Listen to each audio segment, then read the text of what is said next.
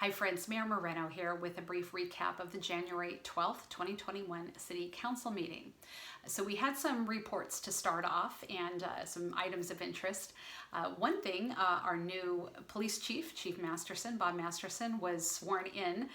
They did that earlier today in front of City Hall, and his family was there, and his young son got to pin his badge on him, so it was really sweet, and so we got to see that video.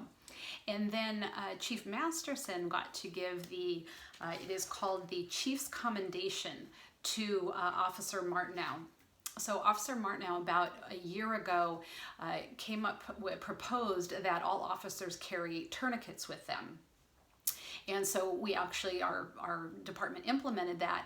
And then you might remember last year when a sheriff's deputy was shot in Templeton, and it was Officer Martineau that found that officer and applied the tourniquet and had potentially saved his life, but certainly prevented some significant harm and damage that could have come to him. So he received the Chief's Commendation, and that was really nice to be able to celebrate one of our officers in that way.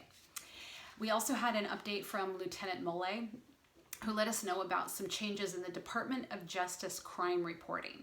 And what it boils down to is that there is a lot more detail and a lot more administrative work that is going to go into crime reporting, which basically means there's more accuracy, which will be great, but a lot more time and effort that goes into it, which of course provides a challenge to an already strained police force. One of the other outcomes of this, because one of the examples he gave is if somebody broke into someone's home, stole something, and then let's say also stole their car, and then took the car and went and committed another crime, usually you have one crime report, and that's generally one crime that's happened. Well, now that could be 3 separate crimes. And so expect that in the next year or so, you start to see what looks like an increase in crime, not just in Atascadero, but all over, because the numbers will not really be comparable. So not until we get a couple years into this can you really start comparing year to year.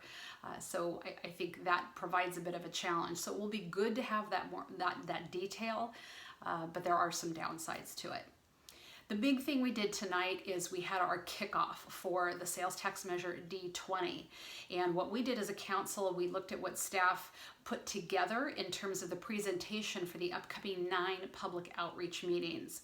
And they showed us the video. They talked to us about the format of those meetings and the questions they're going to be asking. And really, I love what our staff has done with this.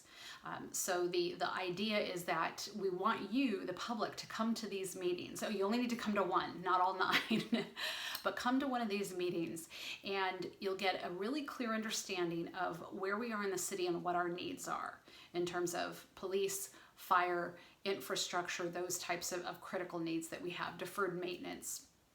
And then you will have an opportunity to ask questions and have some back and forth with staff. Then you're going to go into breakout groups. So ideally you have maybe no more than 5 people in a group with a staff member, and then you can really have some more back and forth and ask questions and have a really robust discussion about what are the needs and what do you see as priorities. What do you think is going well in Atascadero? What do you think, big and small, are things that would make Atascadero better? What are the priorities as you see it for D20? So we really want to hear from you. So we had that kickoff tonight. Provided the opportunity for public input. We didn't receive a lot tonight. I think folks are really waiting for those study sessions because they'll really be able to get in and have those back and forth conversations. So I encourage you, go to atascadero.org. About halfway or so down the page, you'll literally see this banner that is, measure D20, study sessions.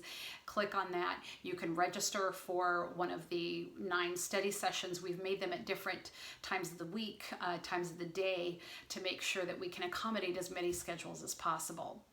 And please tell even just one friend. Post it on social media. Let folks know. Don't assume everybody knows about it. I mean, we are spreading this word far and wide, whether it's social media, the radio, the paper, electronic paper, A-Town Daily News, you name it. But there's still bound to be some people who don't find out. I mean, post it on Nextdoor. I mean, whatever you need to do, but get the word out, because we want as many people involved as possible. This is the future of our city. This is investing in our city, and we all need to be a part of this conversation. All right. So that is it for the January 12th, 2021 council meeting, and I'll be back next time. Bye for now.